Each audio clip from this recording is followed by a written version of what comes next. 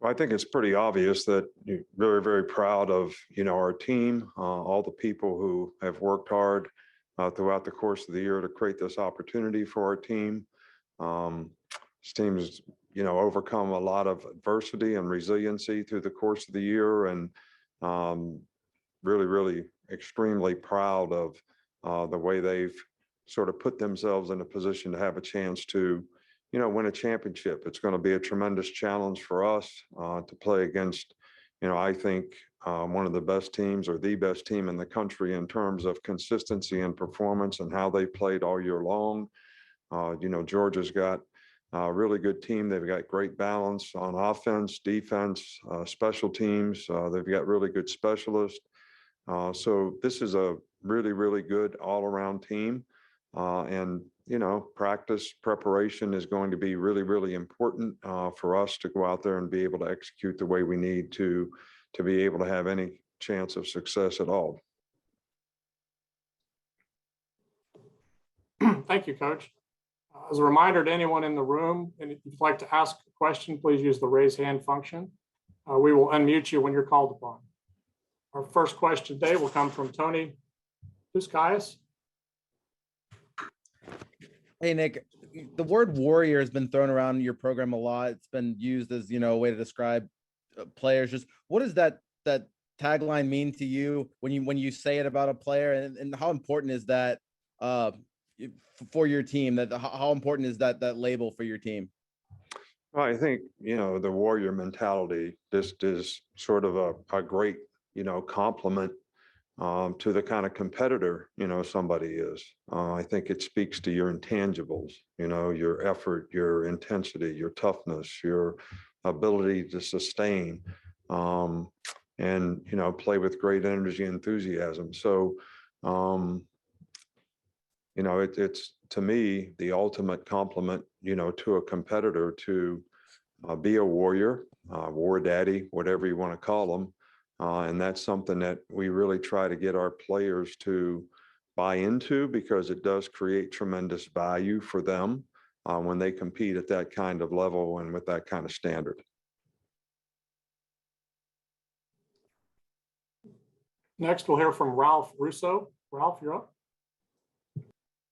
Good morning, Nick. I'm wondering how you balance the need to maybe change some things because you're seeing an opponent again, with also, hey, maybe we should just sort of stick with what works here. What are the challenges there when you're facing an opponent for the second time, especially in such a short distance, in short period of time? Right. Well, I think, it sort of speaks to itself in terms of, we're obviously going to evaluate how we did in the last game. They're going to evaluate how they did in the last game. They're going to try to take advantages of things that we did. We're going to try to take advantage of things and correct things that we didn't do well. And I think in that, there are some subtle changes that you need to make so that you put your players in the best chance to be successful. You're always going to see something new and different. So players are going to always have to adapt in the game. I don't think you do everything the same, but I also don't think you can make, a lot of changes that the players are not going to go out and be able to play and execute with confidence. So the changes you need to make, sort of relative to the things that you did well or didn't do, and some of the things that they were able to take advantage of that you need to make sure you make adjustment to. Next up is Pat Forde. Pat? Hi, Nick. I just was wondering how you would characterize Greg Sankey's leadership of the SEC during your time there. I think it's been outstanding. I don't know why you would ask me that question, but it's not certainly my position to judge. But, Greg has done an outstanding job. He's very bright. I think he has the best interest of, college football in his heart and mind at all times. And I think he's really worked hard, not only for, the conference, but also for the game. So I've had a tremendous amount of respect for, Greg for a long, long time. Next, we have from Mark Schlabach. Mark? Hey, Nick, I know you had a couple of injuries on the offensive line. Can you provide an update on those guys and on Owens and Ekior? And also, why was that unit so effective against Georgia in the SEC championship game? Well, I think, first of all, from an injury standpoint, we really don't have a lot of updates. We're practicing today for, the first time. So we'll kind of see how these guys progress during the week. We're hopeful that we'll get, some guys back. But I think if you're going to have any success against any team, especially against a team that has, the number one defense in the country, it probably starts up front. So for our offensive line to play well and be effective, whether it's a run, whether it's a pass, regardless of what the circumstance is, I think most plays are going to start with how well can we do up front against a outstanding, front seven unit who's proven that all year long. So we're always trying to prepare our players to, play extremely well. And, we need to do it in this game. And if we're going to have any kind of success offensively, it'll start up front in this game as well. All right. Next, Michael Casagrande. Michael? You guys had a rematch situation in 2011 playing LSU a second time in the championship game. What kind of lessons did you learn from that experience?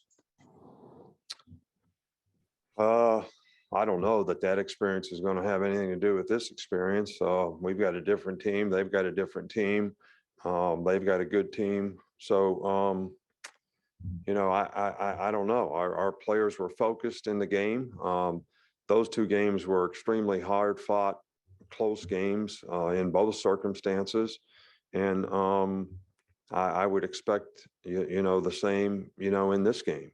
I think, both teams sort of realize where they are, the opportunity that they've created for themselves, and everybody's going to be really zeroed in on trying to do the best job that they can to, take advantage of it. So I don't know that there's, anything that I can really take from that experience that's going to have any effect or impact on this one. Next up is Dennis Dodd. Dennis? Hey, Nick. How has this team changed since October 9th in the loss to Texas A&M? And if you could speak specifically about the last two games, featuring the pass, I guess, against Georgia and Bryce, and then featuring Brian, the ability then to feature Brian in the last game, the last semifinal. Right. Well, I think that losing a game gave our team an opportunity to mature. We have a really, really young team. We don't have very many seniors that play a significant role. I don't know, 3 or 4 starters on the whole team. So, and I think with young players who had sort of had a lot of success in terms of wins prior to the Texas A&M game, maybe lost respect for winning or what it takes to prepare to win on a consistent basis. I think it made people realize the importance of leadership, setting a good example, holding each other accountable. I think there were a lot of internal lessons that actually helped this team mature and grow. And most of the time when people don't have success, they learn from it more readily than when they have success. And I think that was certainly the case for our team. Next up is John Zenor. John? Yes, Happy New Year, Coach. Along the same lines of what you just asked, we all know how much talent you guys lost from last year's team, but you also lost some pretty darn good leaders. So how impressed have you been with how this team has evolved and kind of grown and got to get to this point? Well, I think that's been a really important, factor for us, is that, some of the leadership emerged, during the course of the season as young players had more success and felt the need for them to step out and be the leaders, because we just don't have a lot of seniors on our team. So, and I think that's been very, very helpful. And people setting a good example and people holding each other accountable to be able to prepare the way you need to prepare to, go out and play well against good teams.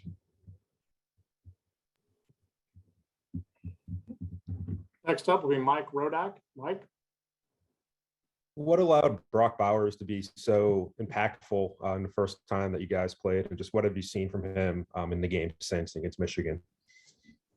I think this guy is one of the premier players in college football.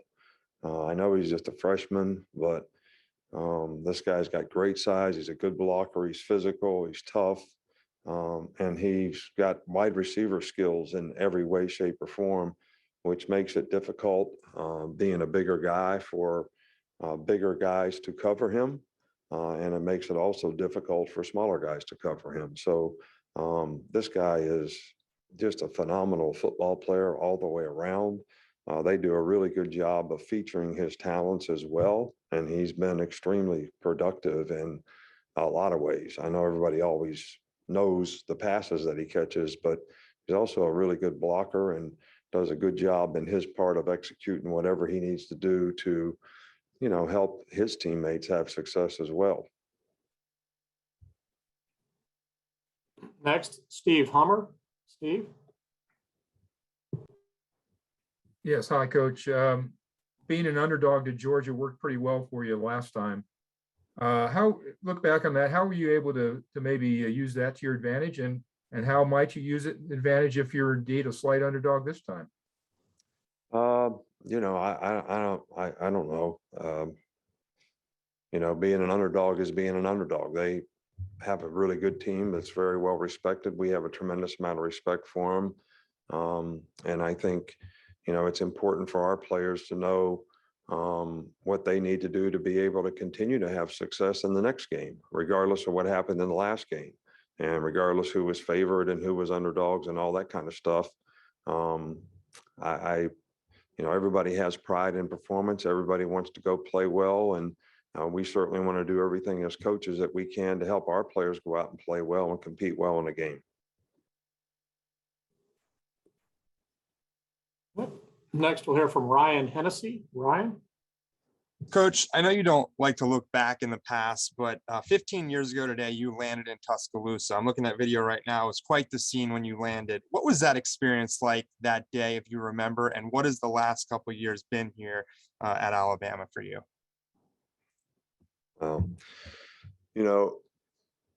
I'm 70 years old. So I don't think I have any form of dementia or anything like that.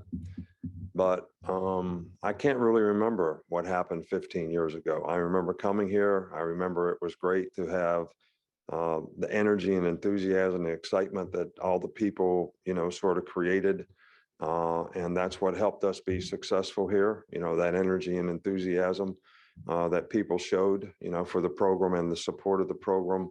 But other than that, I don't even remember any emotions that I had, 15 years ago. Been a lot of games, a lot of third downs since that time. So it's kind of hard to remember, but it's been a very good experience here.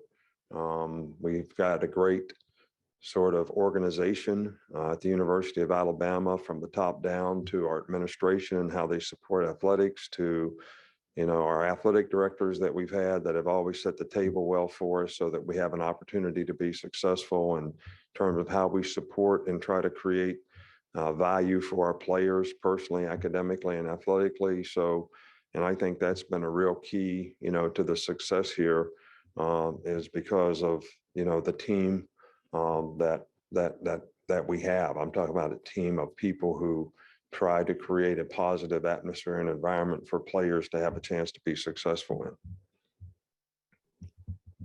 All right, and our last question of the day will come from Kirk Bowles. Kirk? Yeah, Nick, I'm curious about the semifinal games were both blowouts. Do you feel like going to an expansion with 12 teams would maybe help that and create more competitive games, or do you think that would diminish the regular season too much? Well, I don't necessarily agree with your assessment of our game. I can't speak to the other game, but it was a really hard fought game for us. I think so. And we have a tremendous amount of respect for the team that we played. I don't know that expanding, if this is the best four teams and they played each other, I don't see the logic in if we had more teams, there would be better games. I don't know how that adds up, but I'm really not in position to answer that. There's a lot of other good teams that, whether it was their consistency and performance or whatever happened to them in championship games or whatever, that may have had the opportunity to get in the playoffs that didn't. But look, I'm not the one that needs to be deciding what the playoff needs to be. There's a lot of good people out there that can make a decision as to what's best for college football. But the more we expand the playoffs, the more we minimize bowl games, the importance of bowl games, which, I said when we went to 4. So I don't think that's changed. And I think it's also come to fruition.